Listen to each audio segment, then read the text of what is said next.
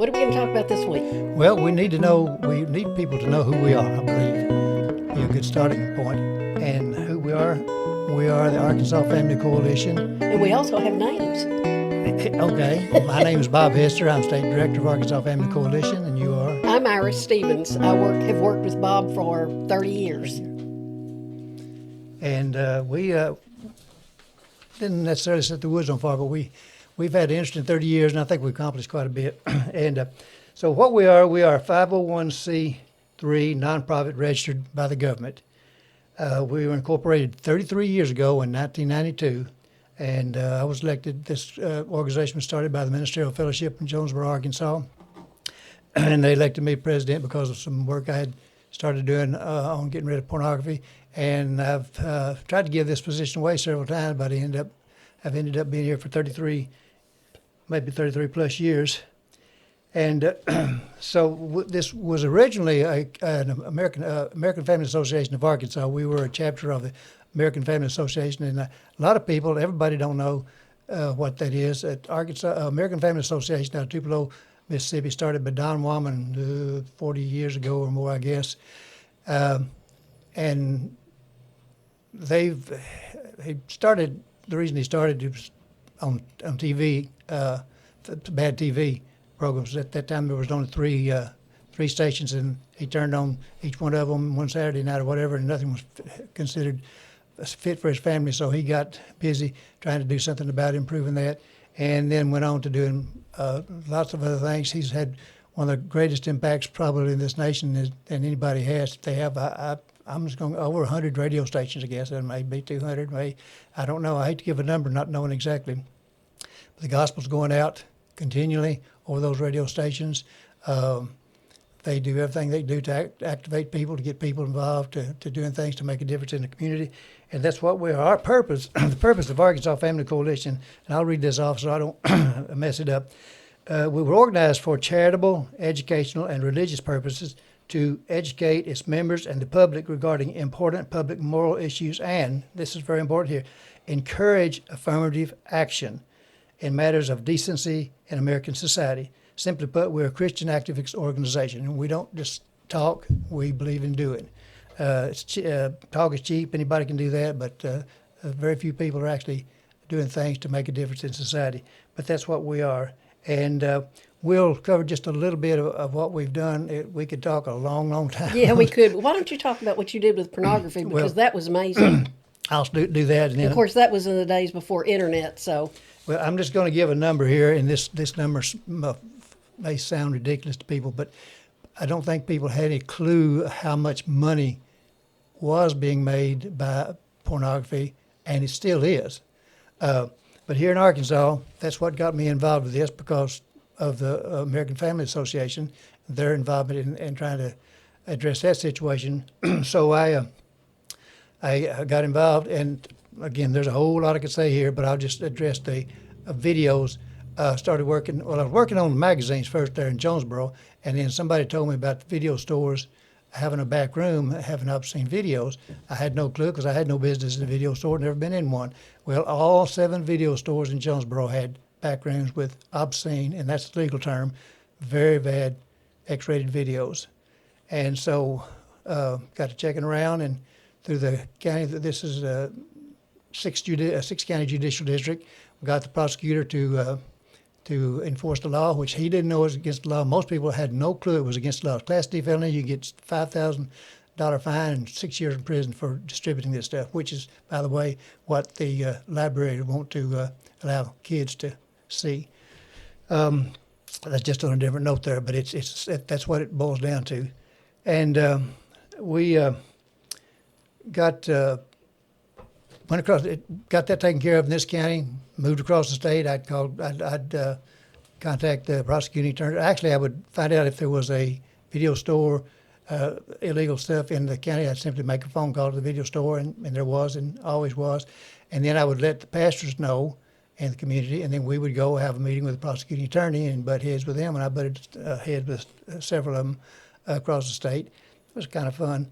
And, when you're right, you don't have a problem with that. You know you're right, so you don't worry about it. And but anyway, just one number here, and then I'll let Iris get into the some things about the education.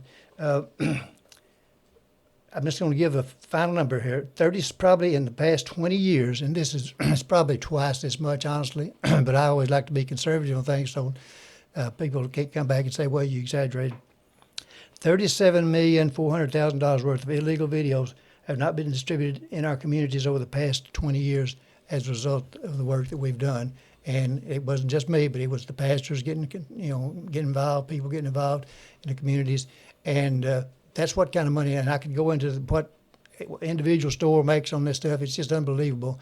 And so that was my claim to fame, I guess you might say. That's what I spent about 20 years doing, 15 years or whatever. And then I got into in 2003, got into this alcohol thing. But anyway, Iris can tell some interesting things probably about the educational issues. I know, and I want you to mention the Arkansas Governor's School for sure. That's what I was going to start All with right. after I talked about Debbie, because we started Yes. in 1992. I attended a meeting that Bob was at and Debbie was at, and it was actually at a private house talking about the Governor's School. And what was interesting is my son had actually gone to the Governor's School when he was a junior, and I think that was like in 1990 or 1991. And I had, as a teacher of the gifted and talented, filled out a lot of papers for kids to be able to go, because it was the kids who were considered intellectual or educationally elite who would be invited to go. So I would fill out those papers for them when they came by, and I didn't really know what the Governor's School was. We had this meeting, and this was before we actually started working on it, or right before we started working on it. And once my son had attended, I found out what it was. It was so liberal. It contained so many ideas that I didn't want my son associated with. He actually went down there because he was really interested in history. He had loved history, and even though he was going to major in engineering, history was his real pastime. And so he listed that as his primary interest, and he went down there, and lo and behold, he got very little of that. He was expecting increased knowledge, advanced educational activity in history. He didn't. He got social indoctrination. And when I saw what it was, and when I saw their booklet that they were giving these students, and just for example, the first day of Governor's School, the leaders gave the boys the book Lies, Secrets, and Silence by Adrienne Rich, who is a lesbian poet.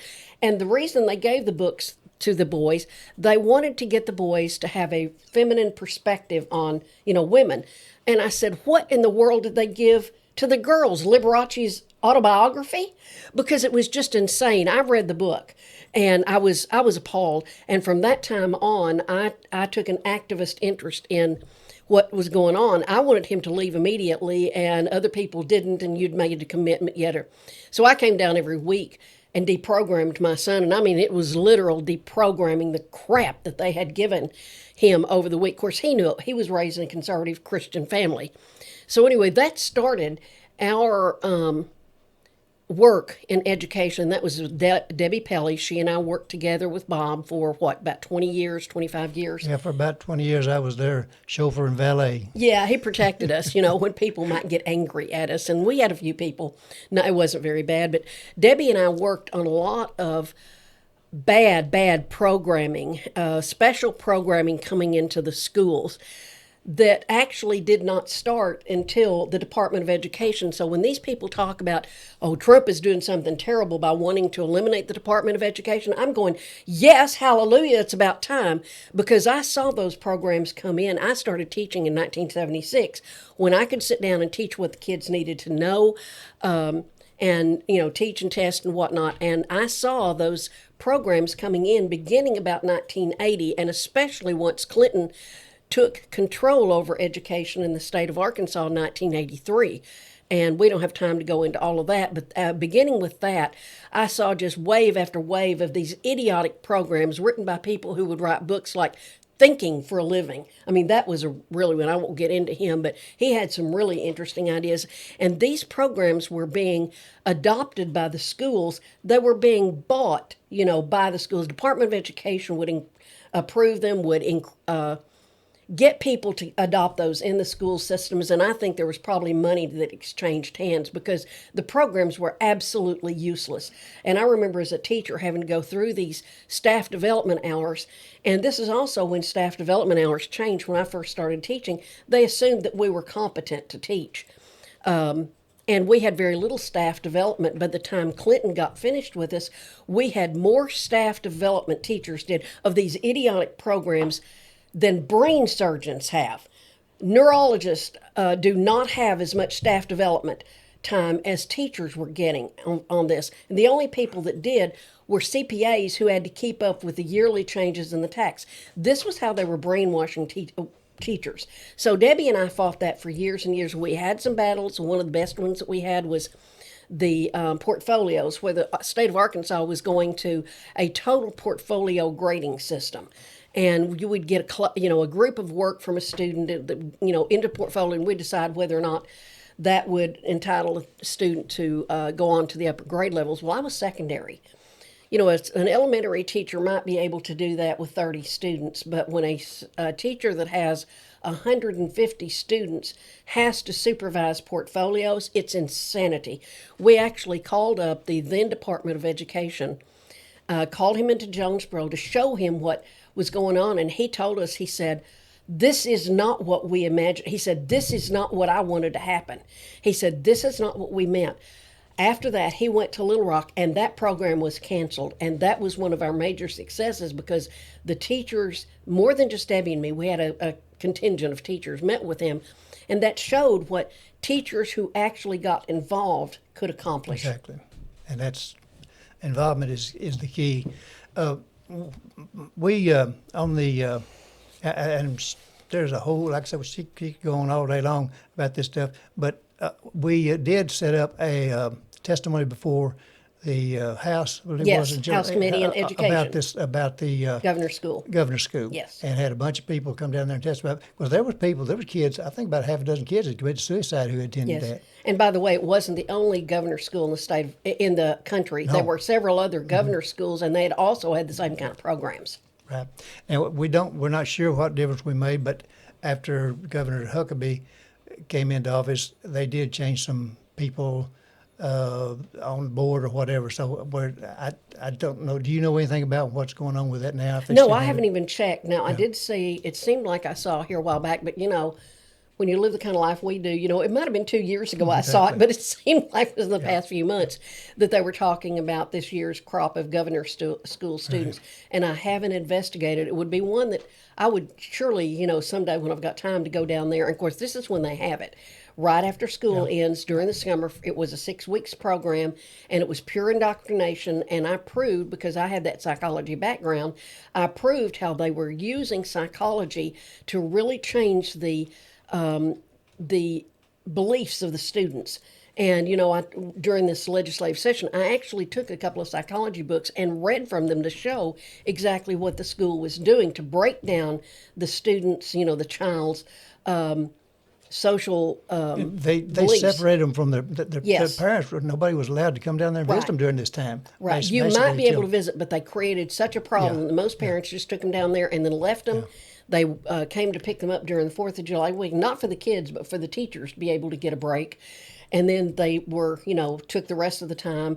You weren't really supposed to. I went down there and I said, this is my child. This is not your child. And when I saw what they were doing, I made the commitment to go down every week and pick him up, at the gates of the program, and took him back and deprogrammed him. And I didn't want him to go back at the end of the 4th of July, but he had made commitments. And of course, the leader of the program, Bruce Hoggard, called and said, told my son, guilt tripped him into going back, for the rest of the time. But no, Governor's School was not a positive experience. And I thought we did an excellent job of exposing that during the legislative meetings. And we did pay them a visit, right? Yes. A surprise. Yes. They didn't you and Debbie did. I wasn't on that. Were you not with us? I was not with you on that one. I didn't know you were not with us. Yeah, and they didn't like that.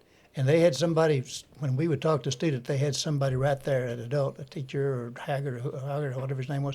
Bruce Haggard, not Hoggard, Haggard. Haggard, making sure that, I guess they didn't say something they shouldn't say, I'm not sure, but we never were allowed to talk to a student alone without somebody from the school being present. Well, now that's, that I understand because those kids were not yet, in the majority, most of them. But it just shows that they really did not want any exposure. No, they didn't. Anything else about the education? Well, other than Did y'all, you and Debbie spoke all across Arkansas and We spoke, yes. Missouri and on And- this educational stuff? yeah, Missouri, and spoke at the St. Louis when Phyllis Schlafly had a seminar. We spoke up there. Like you said, all over Arkansas and into Missouri, and I can't remember the other places. Of course, we were involved in other things that were tangentially related to education too during that time. Okay, well, those are some of the things that we've done. That's the thing that kind of got Iris involved with the organization. And like I said, the pornography was what got me involved initially. And we worked a lot on that. But back in 2003, our focus now is alcohol and how that came about. In 2003, they passed a law, it's called the Betty Pickett Law. I forgot the number, that supposedly allowed these restaurants to become private clubs. Well, that was not true. First of all, and I could get into details like that, but we're just, again, trying to hit the high spots today. That was bogus. That didn't work. It was initially supposed to be to allow large attendance facilities in dry counties to sell alcohol, like when they have to have a convention or something like that, which I'm not saying that's right. But the ABC board interpreted it to mean that these restaurants could sell alcohol as private clubs. And that wasn't even what the legislator intended. No. He was even upset about their interpretation. Absolutely. We had one senator wrote them a letter. I've got a copy of the letter saying this is not, says cease and desist. This is not what we meant to do. So they told him it's interpreted Deliberately. Deliberately. And so that's what got me to going and looking into alcohol and working with the local ministers to try to stop those private clubs coming in. And that's gave me opportunity to look at alcohol research, and I was shocked. I was absolutely stunned at what I found. And what I found, I couldn't believe. I thought, people can't know this or they'd be up in arms. And it's that bad to me, and I believe it's that bad, period. I don't believe it's just my imagination. But I learned a lot, put together a little booklet here that's got a lot of stats in it, kind of simplified.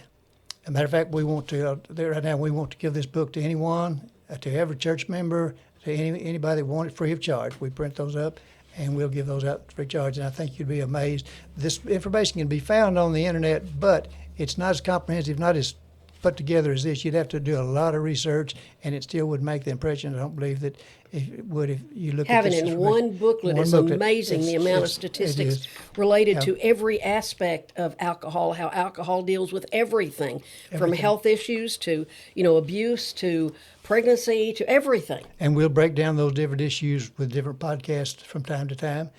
And but why a podcast? What's the purpose of this podcast, or what do we hope to accomplish with this podcast? Well, first, we want to educate the people about what I just said, about how bad this alcohol issue is, because I am totally convinced that people don't know. I am absolutely, without question, convinced they cannot know how bad this is. Every time I look through that book, I just get shocked almost all over again. It's so bad. And so to educate the people on that's the first thing to do, because people, and then we want to activate people. We want people to take action. Like I said, we're an activist organization. You can have your head crammed full of all kind of information. If you don't use it and don't do something, it's worthless. So to learn what the problem is and how it affects the people, and then encourage them to take specific action. And later on, we can mention some specific actions that people can take about this. I actually got anything about that? I think actually. Well, actually, I do, because I want to go into the problems that I see here in Jonesboro. Is a dry county, but because of this action by the ABC and because of the inaccurate interpretation of what the legislator did, we have just exploded. They call us the wettest dry county in the state of Arkansas, and it's because our government, city council and mayor, I cannot remember the last time. Well, yes, I can. they okay almost every alcohol permit they're exposed to that they're asked about. The one that they didn't okay was out towards Lake City, and it was they had a good reason not to, but they've had good reasons not to do others. This one just didn't have the proper. I hate to say this, but I happen to say it doesn't have the proper friends, because they and what gets me is by doing this, we've got a mayor who claims that he's all for public safety. Alcohol lessens public safety in every way possible. And so the more of these alcohol permits that he allows in the city, the less safe we do get, especially when we're talking about children, women, everything like that. So yeah, that's the thing that I get irritated at is you can expose them to this booklet, and you've made this available to every one of our city council members, and I suspect a lot of our county I've given a officials. copy of that book to every state legislator, every city council, Jonesboro, I remember the Jonesboro City Council, Jonesboro Forum Court, and others. I don't remember where all, but I've tried to make that available to them so they can begin to understand. Now, how many of them actually took it and actually looked at it after they received it, I don't know. But that's the whole idea, is getting the information out there, and hopefully somewhere it'll connect, and that this has got to be dealt with. And I think everybody's going to have to take a side. Because if you'd say, well, I don't think we ought to do anything, then you're for all this stuff that's going on right here. And that's a bad Yeah, position. it's an either-or It's situation. either way, that's a bad situation to be in. So you're supportive of child abuse and higher crimes and higher taxes. That's what you, And no, I'm not. I'm a nice person, but I don't think there's problem number one with having a couple of drinks of wine. That's exactly the answer Yeah. you're going to get. But on that note on that about the Craighead County being addressed, The way to strike well, out. way to strike County, that's what they used to say about Benton County. And show you the hypocrisy of the ABC board. They were actually granting permits to that county before this Betty Pickett law ever passed, granting permits in a dry county.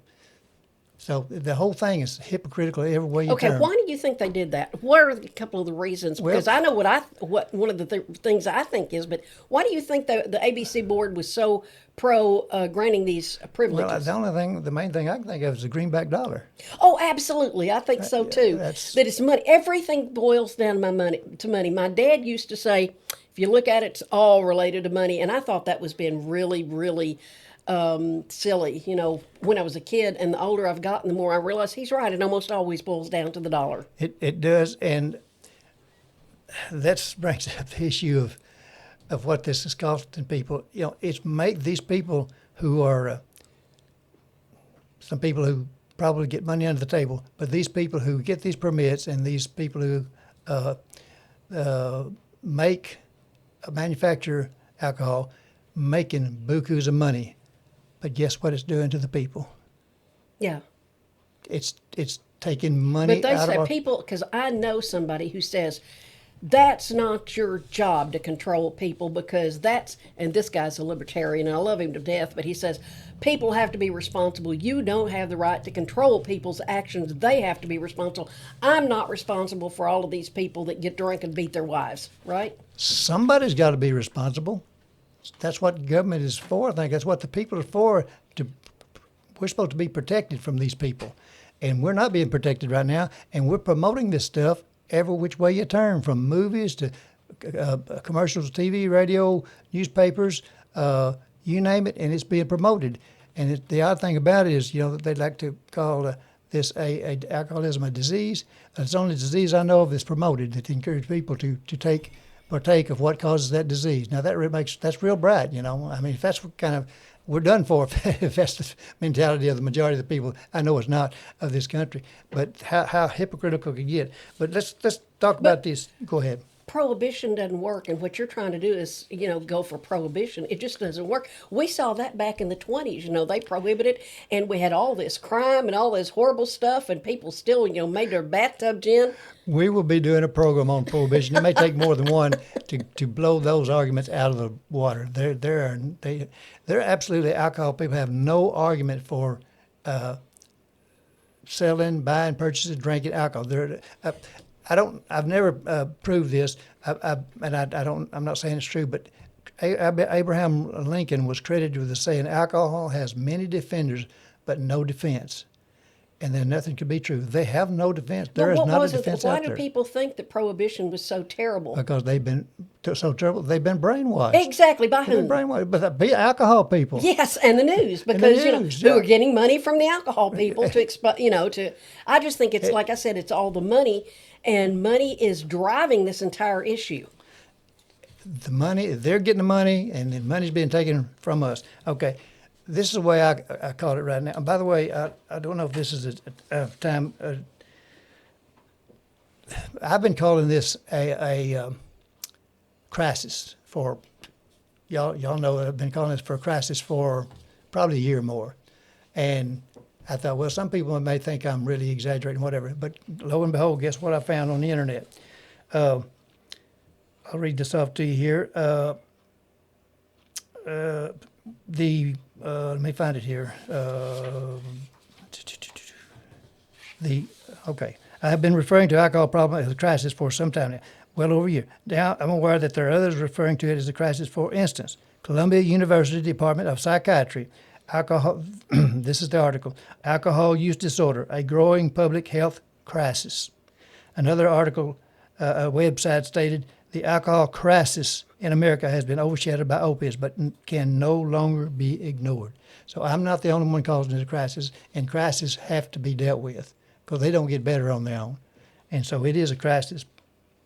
And I call it an unacknowledged crisis because it's not being acknowledged by many, and hopefully that will change. But let me get into this. People have to understand that there's a war against them from the alcohol industry. And I say it in no other way but a war being waged. And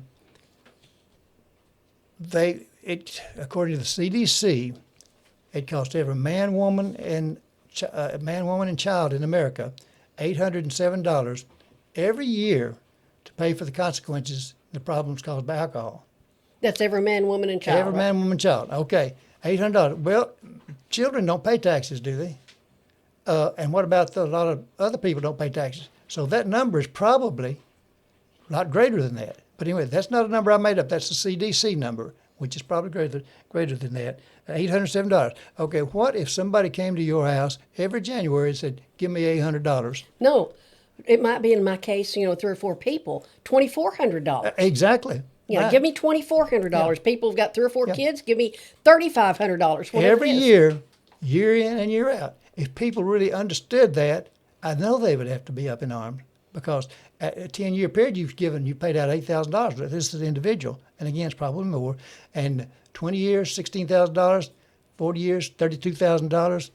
I mean, this is incredible. They're robbing us, and they're forcing us to pay for their ability to drink, to go out and kill us on the highway, destroy families, put people into poverty, all that. We pay for that through our taxes. We don't realize it that because of the way it's distributed, but and they're telling us all the time we're having a great time doing it. Yes, you're right, and it's the same as if somebody come every year and took $800 or more from you, and that I can't accept that myself. I really can't, and I hope the people will wake up and can't accept that either. Let's see. Got anything else there? How's that money being taken away? Okay.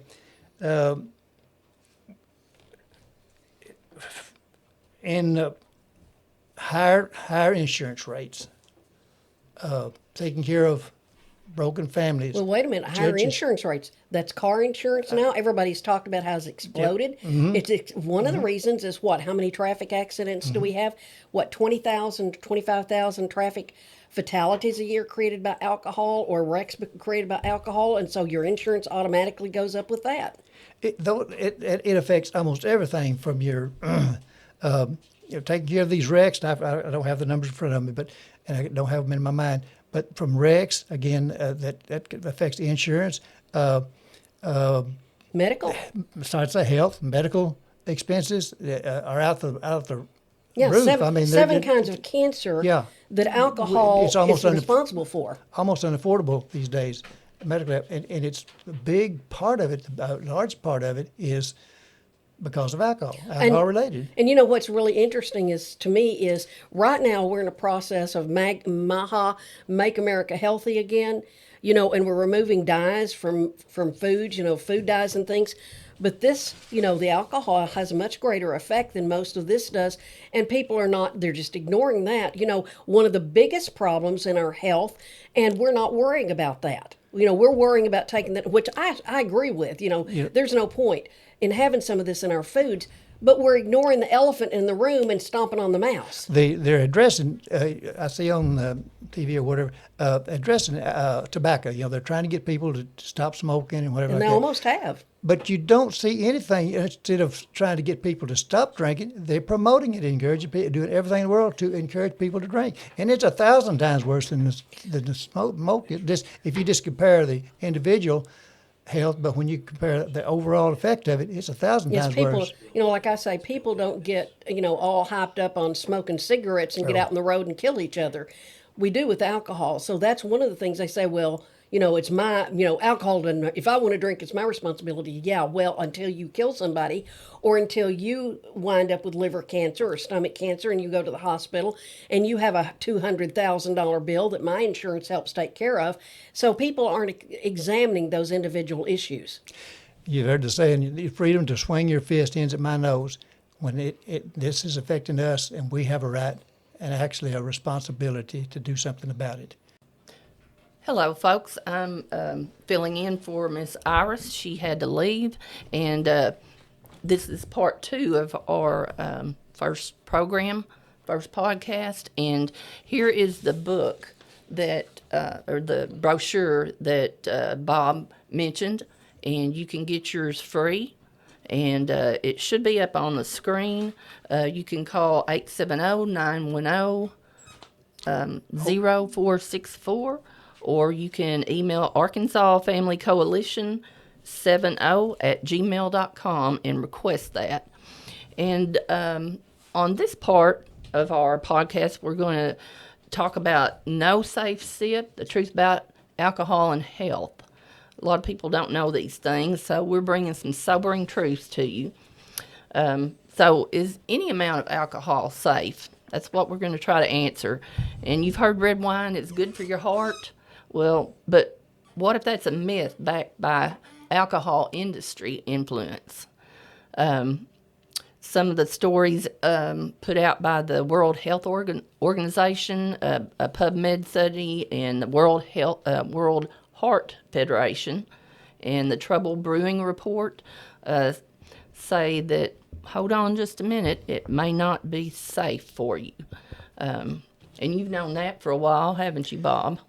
In your research. Yeah, it's when you begin to look into it, if you just, pardon me, when you, unless you look into it thoroughly, and I have looked into all this information thoroughly, you might not think much about it, but when you begin to delve into it, it becomes obvious that this is a big problem. And when you have these things like CDC and World Health Organization, they're beginning to sound the alarm now.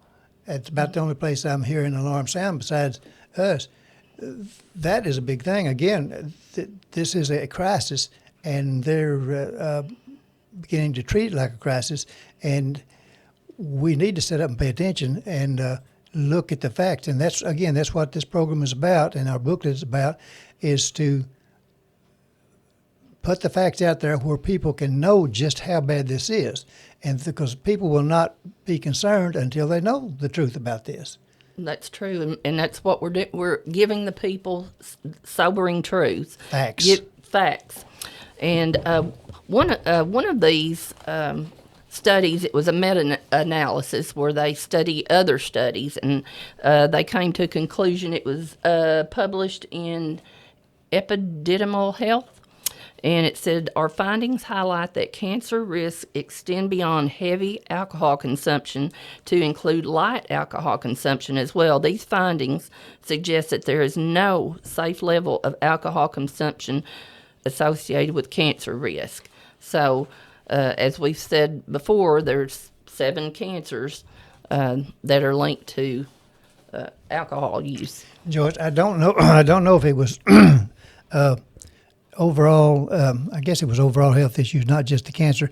But I was. I've got some. I've done some research about this, and I glanced over it a while ago, and these. I think it. If I remember right, according to this information, alcohol consumption, overdrinking, whatever you want to refer to it, knocked an average of 30 years off of a person's life. Mm-hmm. Now, that sounds a lot, and I'm not saying that that's fact myself, but it was given for fact, 30 years. And when you count that, when you add that up over a certain period of time, a year's time or something like that, it was like 2 million, I'd like to say this without having it right in front of me, but it was like 2 million years of life lost out of the certain number of people. You multiply the number of people by the 30 years and whatever, and you come up with an unbelievable amount of years that are wasted, simply wasted because of this. Right. And you said before in the first segment that you were shocked when you started researching this. Well, this is an article that I'm looking at right now from the World Health Organization. And it says alcohol is a toxic, psychoactive, and dependence-producing substance and has been classified as a Group 1 carcinogen by the International Agency for Research on Cancer decades ago. They've known this for decades, is what stunned me. And listen to this, it says this is the highest risk group, which also includes asbestos, radiation, and tobacco. And as a cancer survivor 2 times myself, I wouldn't want anybody to go through this needlessly. And if tobacco, they've had the warning label on there for years. Correct. And if they've known it for decades, why did tobacco have to have it, but not alcohol? But the Surgeon General, I think the previous one before Trump's, had mentioned that they need to have a warning label on alcohol. So all this it's coming to a head to me, Well, and these things that are recommended by the CDC and WHO and other health organizations, they're not going to be able to accomplish these things without grassroots movement of the people to get up in arms about it. Right. They can put the information, but I think the alcohol industry lobby and everything is too strong, and unless the people as a whole, and I don't mean everybody, but I'm talking about grassroots, get involved trying to do something, Right. try to force them to put these labels on and other things that they can do. I don't think they're going to be able to accomplish. So it's vital that people know how bad this is and get involved in trying to do something about it. That's true.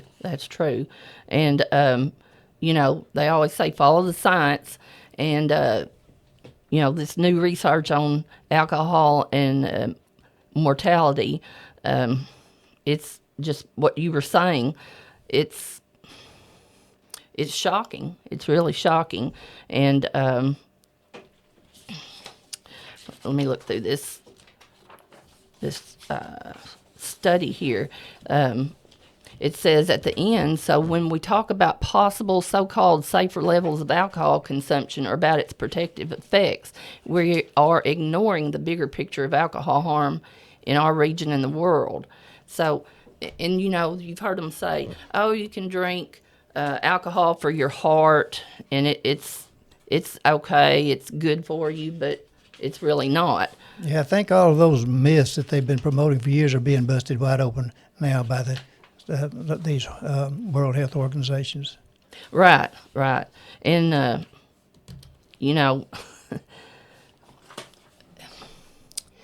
that's not even counting the mental health of people and families. You right, the mental health, and you're talking about basic the physical, whatever. But you had all the other things that you're not even talking about right now on top of this, and this is monumental in itself, and the impact it has on our health system. Right. I mean, we know our health system is overburdened with people, Right. and when you consider, I don't know what the percentage is, I don't have it in front of me now, but the percentage of people that are there because of alcohol if you take that percentage out, then our health costs would not be near as high, and it would be easier to get health care. But they're destroying the alcohol is basically destroying our health system to a large degree. They're really damaging it big time, and we have got to try to stop that. And that's just like I say, what you mentioned. That is just one thing, one part of it, and there are everything that you can think of is affected by alcohol. Yeah, they everyone on television, if they have a problem, they say, I'm going to have a drink. Like, it puts people in the mind of that is solving their problems. You know, the alcohol will solve their problems, and it's not even an advertisement, but they're sly about it. I don't know if you're aware, Joyce, that they can do these subliminal. They used to. They made it against law. Like in the movies, they would do these subliminal things. They would have one frame of a cold soda or something like that, and that would make people get up and go out and want to get them something to drink. Just one frame. They didn't even know they saw it. Yeah. Well, can you imagine what all this stuff that's not so subtle, what kind of impact that's having on them? Right. They talked about placement, like in television shows or movies. The alcohol companies pay to have placement, where the characters are drinking their particular brand of alcohol, and that influences young people, and they target young people, and they're targeting women too. Yeah, the older people are definitely, we all know that they're not near as susceptible to being influenced as young people up to I don't know what age, but all of us are susceptible to influence. I'm going to give you an illustration about advertising, and we may think, well, this advertising does not affect what I buy or what I do. I was going to buy some gum one time, and this was years ago, 30, 40 years ago, I guess, and I thought, I wonder why I bought this particular one. It was like spearmint or something, big spearmint, and I got to think, the first thing came to my mind was an advertisement. Right. And so I thought, that's probably the reason that I bought that particular kind. So we can deny it and say that don't influence us all, but regardless of age, we can be influenced, and in particular the young people. That's the sad thing about the young people, and whether it's cigarettes, which is terrible, but they're addressing the cigarettes from where they're trying to get people, and they're doing reversing this and doing advertising to try to get people to stop. But there's nothing out there that's indicating that you need to stop drinking, but everything that indicates that you ought to drink. It's fun. It's fun. It's cool. It's good for whatever. You can't have fun without it. It's just pure insanity in my book. Right, and you'll be beautiful and popular, and that's the way it's portrayed. Now, I'm sure some movies have portrayed the bad side of it, but it needs to be done more. I just saw one the other day, and it was it might have been a rifleman or something like that, and this guy was drunk, and he had a family, and he was abusing the family. He was a stepdad, and it the overall the show was indicating that it was bad. Yeah. But they're few. Then you turn around, and then the rifleman drinks. He goes into a bar and drinks, and everybody on the show ends up drinking. Well, can't they put the two together? It seems like those two don't work too well together. You got the alcoholic over here, and then you got people just drinking like it's not a problem whatsoever. And it's always a joke. It's always a joke, but it's not funny, and it's funny to me, not funny, haha, but strange that some of them try to promote their they sponsor alcohol in the alcohol industry sponsors they call it pink washing, and they try to appeal to women, or they try to associate it with breast cancer, like they're supporting the cure for breast cancer, but that's pretty hypocritical when their product causes breast cancer. Can't get much more hypocritical than that, can you? Yeah, that's like the fox Garden hen garden house. the hen house. Just about, yeah. Yeah, and you talk about women, they are drinking alcohol, however you want to refer to it. Some people say, well, overconsumption or abusing or whatever, but more women are turning to drink nowadays. So I think the advertising and all that stuff is having a larger impact on the women these days. And there may be other things that have an effect on that, but I just noticed an article the other day that women are drinking more and binge drinking. Binge more. drinking. I read that Yeah. too. And then it's really worse on them in one way because their bodies are smaller. Exactly. Yeah. Exactly. Yeah. And of course you have other things there too, and like childbearing, and it's definitely a no-no to drink while you're pregnant, and there's a serious problem with that we'll get into possibly on another program. I don't have that information right in front of me now, but it's a big problem, and I know people I think personally who was affected by Fetal alcohol syndrome. yeah, it's becoming a huge problem. Yeah, it's a sad thing, and they target these advertisers, alcohol advertisers. They also target young kids, like with cartoons, pop music, video games, and stuff like that. Well, they're also doing different flavored of alcohol and things like that to entice them more. Matter of fact, there was one.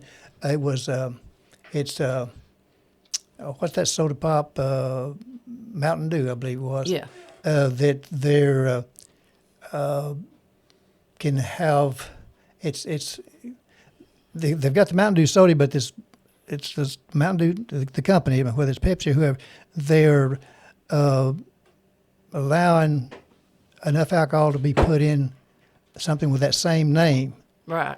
that's just about the same alcohol percent as beer or something like that. It's again, that's targeting.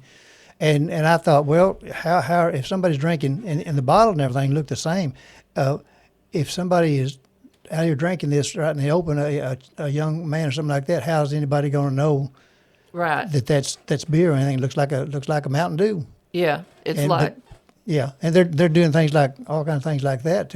It's greed, pure greed. It's all as Iris said. It's about the money. follow the money. Follow the money. Well, remember those little candy cigarettes that they had? It had gum in it, and kids could. Yeah. I remember them. I do too. When I was a kid, that was a bad thing to make kids imitate smoking, and that sounds like it's along the same lines. It's definitely along that line. And we want to wake people up and let them know that these things are out there. And Yeah, and we cannot overemphasize how bad this is. I mean, I don't see how you can overemphasize that. But we want people to look at the facts. You don't have to believe us. Go do some research on it. If you doubt what we're saying, go do the research. But we've got the research in our booklet here. We've got it down to where it's easy to find it, and you can go validate all that information right on the internet. And so we have no reason to put out any false information. And when you look at the facts, it'll blow your mind. that's true. That's very true. And so the alcohol industry, they shape public opinion, and that's better than laws. They say the court of public opinion. So nobody has been a lawyer, so to speak, on this side of the court of public opinion. So we're jumping in the ring now. Exactly. Somebody's got to do something, and it's high time. And I'm so grateful that these, I didn't know that these CDC, WHO, and these health organizations were sounding the alarm when I first started working on it, because I've been working on this stuff pretty strongly for 4 or 5 years now, trying to wake people up. And then just recently, I found out that they are sounding the alarm. This is, well, like I said, a crisis. This is a crisis we're in. I thought I was the only one calling it a crisis, but I found out that that's not true. And so I was thrilled that they are beginning to do this, but we've got to help wake the people up and get, again, the grassroots people on board and let them know there's things that they can do, and we'll, at a later time in another program, we'll let them know some things that they can do. And one of them we already mentioned was the labeling. You know, we encourage our legislators or whoever to force them to put warning labels on the alcohol. Right. Because if it's on cigarettes, it should be on alcohol. And Well, you know, Joyce, it is a poison. It's a drug. it is. But you don't ever hear say, well, the drug of a Budweiser or the poison of Budweiser. You don't hear that. But it is a poison. That's not me saying it. That's the CDC or somebody. And it's definitely a drug and the number one gateway drug. Right. To other drugs, and don't know. I've never heard anybody else say this, but except me. I don't think we're ever going to solve the drug problem without solving the number one drug problem, The gateway. or without the gateway, without addressing it. And we're not naive enough to think, well, all alcohol is going to disappear, but we've got to address it. Do some things that we can to bring down the casualty list, you might say. Right. People know. And you said it was a poison, and this is from the article from the WHO. Ethanol, alcohol, causes cancer through biological mechanisms as the compound breaks down in the body, which means that any beverage containing alcohol, regardless of its price and quality, poses a risk of developing cancer. Yeah, it don't belong in the body. It doesn't. It's does not belong in supposed the to be body. there. It's very, very destructive. It's just unbelievable that people will so casually put that in their bodies. Yeah. Without without thinking about it, just because everybody does it or it's a thing to do or whatever. But and that's what I'm talking about. Once they get hooked, well, you know, it's got them. And you know, the only way to know that you'll never become an alcoholic is never take that first drink. That's the only way you're going to know that you'll never, because nobody knows. When I personally believe I've never taken a drink in my life. I personally believe if I had, I would become an alcoholic. I really believe that about myself. But the only way to be sure is never take that first sip. First drink, First right. drink. Well, somebody told me the other day that now young Christian women that go to church, that's their thing to drink wine, you know, and so it's creeping into the church, and you know, that's where we need pastors, you know, to help us. We need all hands on deck. As you said, this is a crisis, and folks, this is a crisis, and we're going to be talking more about this as the podcasts roll out. And we've shared some sobering truths with you today, and we appreciate your listening, and we would love for you to just come here every week and listen to our podcast and get educated and share it with your friends. That's key. Share it with your friends. Until next time, we're going to sign off.